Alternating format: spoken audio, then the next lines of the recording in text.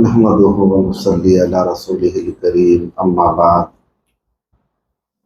سورۃ الانعام کے بعد ہے سورۃ الاعراف۔ سورۃ الاعراف کے اندر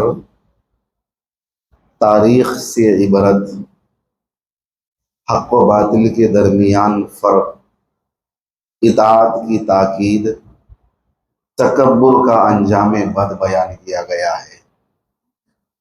سورۃ الاعراف کا نام اعراف اس لیے رکھا گیا ہے کہ اعراف جنت و جہنم کے درمیان ایک بلند مقام ہے۔ وہ لوگ جن کے نیک اعمال اور بد اعمال برابر ہوں گے ان کا ذکر ہے، اور انجام انسان کا بیان ہے۔ سورۃ الاعراف مکی ہے، 206 آیت کریمہ ہے۔ مرکزی مضامین توحید اور دعوت انبیاء اور انجام اطاعت و نافرمانی۔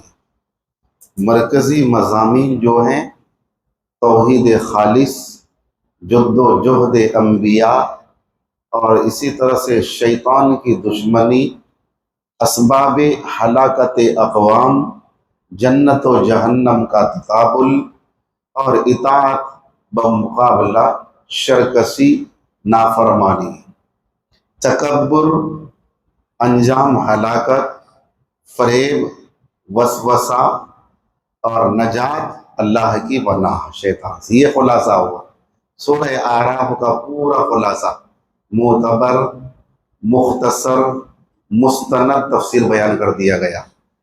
اب 2-3 آیتیں پیش خدمت ہے۔ سورہ اعراف کی آیت نمبر 77، 78، 79، یہ 3 آیتیں ہیں۔ فَعَقَرُوا النَّاقَةَ وَعَتَوْا عَنْ أَمْرِ رَبِّهِمْ وَقَالُوا يَا صَالِحُ ائْتِنَا بِمَا تَعِدُنَا إِن كُنتَ مِنَ الْمُرْسَلِينَ فَأَخَذَتْهُمُ الرَّجْفَةُ فَأَصْبَحُوا فِي دَارِهِمْ جَاثِمِينَ فَتَوَلَّى عَنْهُمْ وَقَالَ يَا قَوْمِ لَقَدْ أَبْلَغْتُكُمْ رِسَالَةَ رَبِّي وَنَصَحْتُ لَكُمْ وَلَكِنْ لَا تُحِبُّونَ النَّاصِحِينَ۔ یہ 3 آیتیں ہیں، 77، 78، 79۔ پہلی آیت کا ترجمہ یہ ہے، فَعَقَرُوا النَّاقَةَ، ان لوگوں نے اونٹنی کو کاٹ ڈالا، وَعَتَوْا عَنْ أَمْرِ رَبِّهِمْ، اور اپنے رب کے حکم سے پھر گئے، اور وہ بولے اے سالے لے آؤ وہ عذاب جس سے تم ہم سب کو ڈراتے ہو اگر تم رسول ہو۔ فَأَخَذَتْهُمُ الرَّجْفَةُ، پس اچانک زلزلہ آ پڑا، فَأَصْبَحُوا فِي دَارِهِمْ جَاثِمِينَ، پھر صبح وہ اپنے گھروں میں اوندے منہ پڑے ہوئے تھے۔ وَتَوَلَّى عَنْهُمْ، اور پھرا صالح ان کی طرف اور کہا اے قوم، میں نے اللہ کا پیغام پہنچا دیا اور میں نے نصیحت کی تم کو، لیکن تم محبت نہیں کرتے نصیحت کرنے والوں سے۔ یہ ترجمہ ہے ان 3 آیت کریمہ۔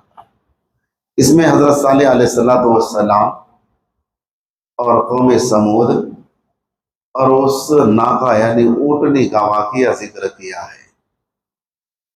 قوم سمود نے حضرت صالح علیہ السلام سے یہ کہا کہ آپ اگر اللہ کے رسول ہیں تو اللہ کی قدرت دکھائیں، اپنا معجزہ دکھائیں، کوئی ایسا معجزہ ہو جو دیکھ کر کے ہم قائل ہو جائیں، آپ کو رسول ماننے لگیں گے۔ حضرت صالح علیہ السلام نے کہا ٹھیک ہے۔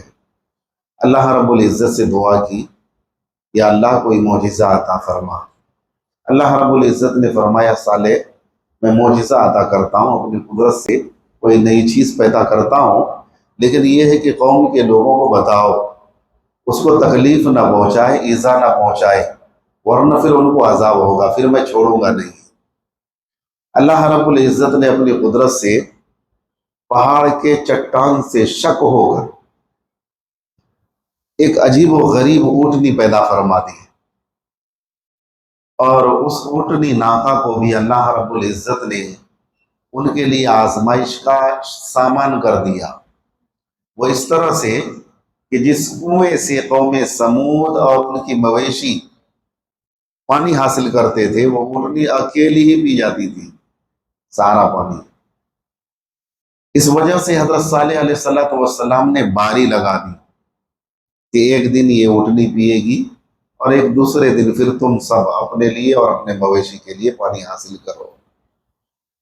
لیکن وہ لوگ اس اونٹنی کی وجہ سے ایک تکلیف میں پڑ گئے کہ پانی کی قلت ہونے لگی، اس لیے وہ یہ چاہتے تھے کہ کسی طرح سے یہ ہلاک ہو جائے، لیکن خود یہ حرکت اس لیے نہیں کرتے تھے کہیں اللہ کا عذاب نہ آ جائے، لیکن شیطان کا وہ فریب جس میں مبتلا ہو کر انسان ہوش و حواس کھو بیٹھتا ہے، وہ فتنہ ہے عورت کا فتنہ، اور یہ فتنہ ہمیشہ سے رہا ہے۔ حضور نے بھی فرمایا، حدیث ہے، لِكُلِّ أُمَّةٍ فِتْنَةٌ، کہ ہر امت کے لیے ایک فتنہ رہا ہے، وَفِتْنَةُ أُمَّتِي الْمَالِ، اور میری امت کا فتنہ مال ہے۔ پھر حضور نے فرمایا، فَاتَّقُوا الدُّنْيَا وَاتَّقُوا النِّسَاءَ، تم دنیا سے بچو، یہاں مال مراد ہے، دنیا سے بچو اور عورت سے بچو، کہ عورت یہ فتنہ ہے، آزمائش کی چیز ہے، تو ہر زمانے کے اندر یہ فتنہ رہا، ابھی بھی ہے۔ عورت کے فتنے میں مبتلا ہو کر آدمی کیا سے کیا حلال و حرام تک نہیں دیکھتا ہے۔ اس قوم میں دو حسین و جمیل عورت تھی، ان دونوں نے آپس میں بازی لگائی اور یہ اعلان کروایا کہ جو کوئی اس ناکا کو قتل کر ڈالے گا، مار ڈالے گا، تو ہم یا ہماری لڑکیوں میں سے جس کو وہ چاہے وہ اس کی ہو جائے گی۔ یہ سننے کے بعد قوم سمود میں سے دو نوجوان، ایک کا نام تھا مصدع اور دوسرا کا نام تھا قزار، نشہ میں مدہوش اس ناکا کو قتل کرنے کے لیے وہ دونوں نکل گئے۔ ایک چٹان کے نیچے گھات لگا کر وہ دونوں بیٹھ گئے۔ جب وہ ناکا اس راستے سے گزری تو مصدع نے تیر چلا دیا اور قزار نے تلوار سے وار کر کے اس اونٹنی کی ٹانگیں کاٹ دی اور ہلاک کر دیا۔ وہ اللہ کا معجزہ تھا، اپنی قدرت سے اللہ رب العزت نے خاص طور پر پیدا کیا تھا، پہلے ہی کہہ دیا تھا۔ جب یہ واقعہ ہوا ناکا کے قتل کے واقعے کے بعد، حضرت صالح علیہ السلام نے اللہ کے حکم سے یہ ارشاد فرمایا کہ دیکھو اب تمہارے پاس صرف 3 دن ہے، تمہاری زندگی کے 3 دن ہے، بس تم پر اللہ کا عذاب آئے گا۔ قرآن کریم کے اندر ہے، فَتَمَتَّعُوا فِي دَارِكُمْ 3 أَيَّامٍ، کہ تم 3 دن گھروں میں مزے لے لو، آرام کر لو، 3 ہی دن ہے بس۔ ذَلِكَ وَعْدٌ غَيْرُ مَكْذُوبٍ، اللہ کا وعدہ جھوٹا نہیں ہے، عذاب ہو کر کے رہے گا، آ کر کے رہے گا، اور اس کے خلاف کا بھی امکان نہیں ہے، یہ بھی کہہ دیا صالح علیہ السلام نے۔ لیکن جس کا وقت خراب ہوتا ہے تو اسے نصیحت اور تنبیہ کارگر نہیں ہوتی ہے،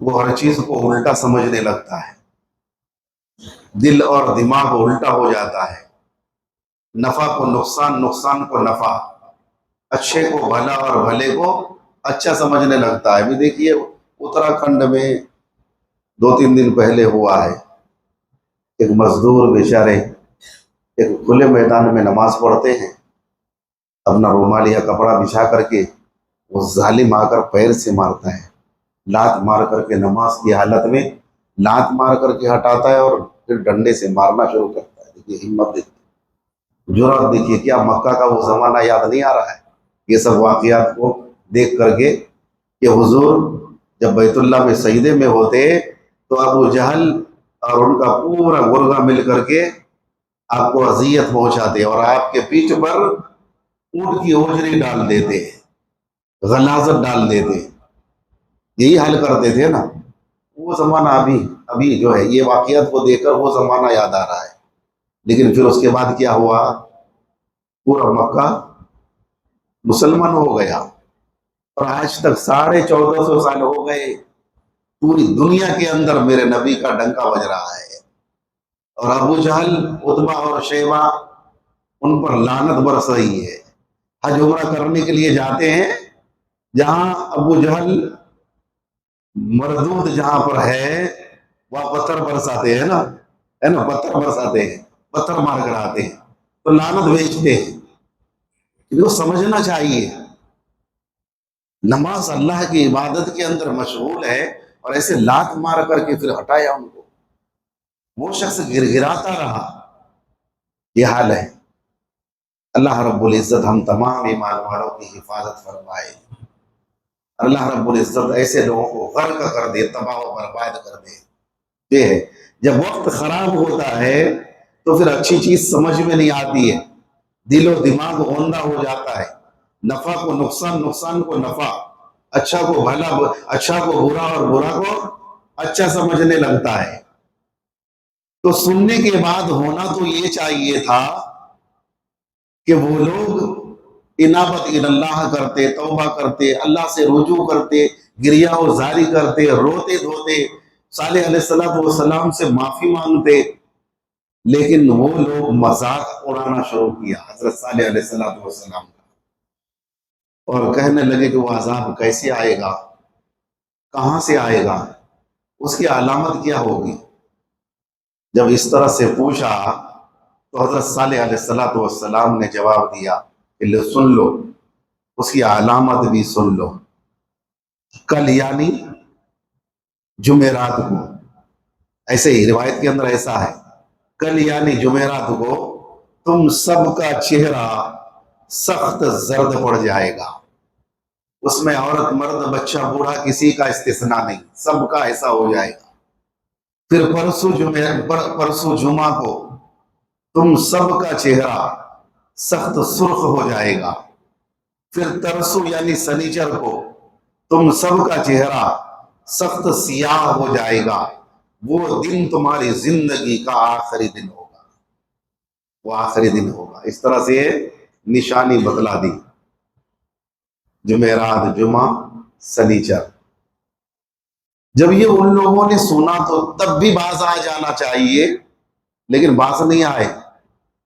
الٹے ان لوگوں نے آپس میں مشورہ کیا، پوری قوم مل کر، کہ ہم لوگ مریں گے، مرنے سے پہلے یہ صالح علیہ السلام کو مار دیتے ہیں، قتل کر دیتے ہیں ہم اپنے مرنے سے پہلے، یا تو اگر وہ جھوٹ بول رہے ہیں تو اپنے جھوٹ کی سزا وہ بولتے ہیں۔ قوم نے متفقہ فیصلہ کیا، اور رات کے وقت وہ لوگ نکل کر حضرت صالح علیہ السلام کو قتل کرنے کے لیے آ رہے تھے کہ راستے ہی میں اللہ نے پتھر برسا دیے۔ قرآن کریم کے اندر اس کو ذکر کیا ہے، وَمَكَرُوا مَكْرًا وَمَكَرْنَا مَكْرًا، کہ انہوں نے ایک تدبیر کی اور اللہ نے بھی ایک تدبیر کی، اور اللہ کی تدبیر کی ان کو خبر نہ ہوئی۔ یہ ذکر کیا ہے، اللہ خیر الماکرین، اللہ تو بہترین مکر کرنے والا ہے۔ وَهُمْ لَا يَشْعُرُونَ، اور خدا کی تدبیر کی ان کو جو ہے احساس تک نہیں ہوا۔ اب جب جمعرات کے روز، جمعرات کی صبح ہوئی تو دیکھا کہ سب کے سب کا چہرہ ایسا تھا جیسے گہرا زرد رنگ پھیر دیا گیا ہو۔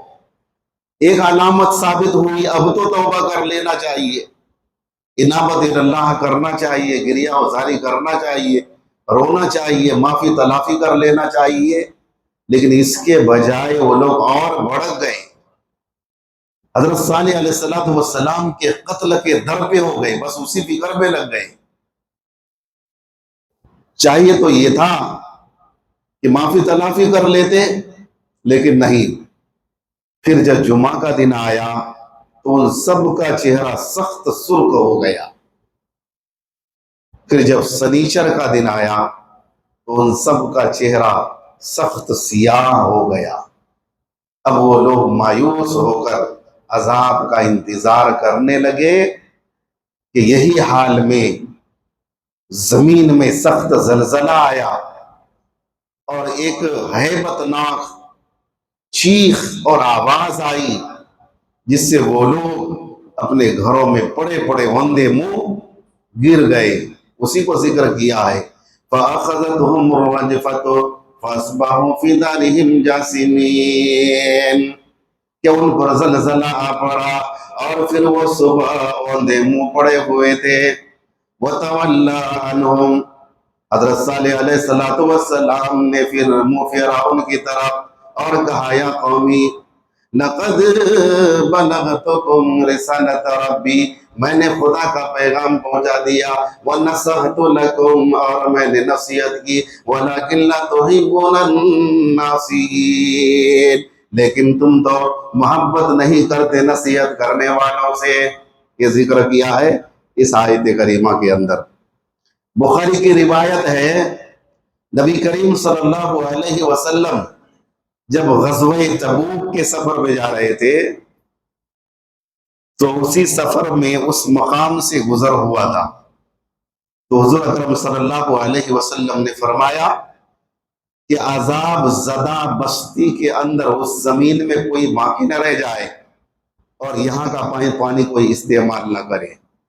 بعض روایت کے اندر آتا ہے کہ پورے قوم میں سے صرف ایک شخص بچ گیا تھا، ابو رغال نامی شخص بچ گیا تھا کہ وہ حرم مکہ کے اندر داخل تھا اس وقت، اس لیے اس کی جان بچ گئی تھی، لیکن جب حرم مکہ سے باہر نکلا پھر اسے بھی وہی عذاب نے گرفتار کر لیا۔ اور روایت کے اندر آتا ہے کہ حضور اکرم صلی اللہ علیہ وسلم نے بعض صحابہ کرام کو لے جا کر ابو رغال کے قبر کی نشانی بھی دکھلائی تھی، اور یہ بھی فرمایا تھا کہ اس کے اندر ایک سونے کی چھڑی داخل ہو گئی ہے۔ صحابہ کرام نے قبر کھود کر کے دیکھا تو سونے کی وہ چھڑی نکلی۔ اور بعض روایت کے اندر آتا ہے کہ طائف میں قبیلہ بنو ثقیف جو ہے وہ ابو رغال ہی کی اولاد میں سے ہے۔ تو یہ ان تینوں آیت کریمہ کے اندر ذکر کیا ہے۔ اللہ کی جب حجت تام ہو جائے تو پھر اللہ چھوڑتا نہیں ہے، اللہ کی پکڑ آ جاتی ہے، اللہ پہلے ڈھیل دیتا ہے۔ اسی طرح سے ان لوگوں کو ڈھیل دیا ہے، مسلمانوں کو ستاؤ، پریشان کرو، کتنا کرنا ہے کرو، لیکن جب اللہ کی پکڑ آئے گی، آتی ہے پکڑ، سننے میں آتا ہے نا، آتی ہے پکڑ، آتی ہے ایسی پکڑ آتی ہے، ایسی پکڑ آتی ہے، بہت بری موت ہوتی ہے۔ وَمَا عَلَيْنَا إِلَّا الْبَلَاغُ۔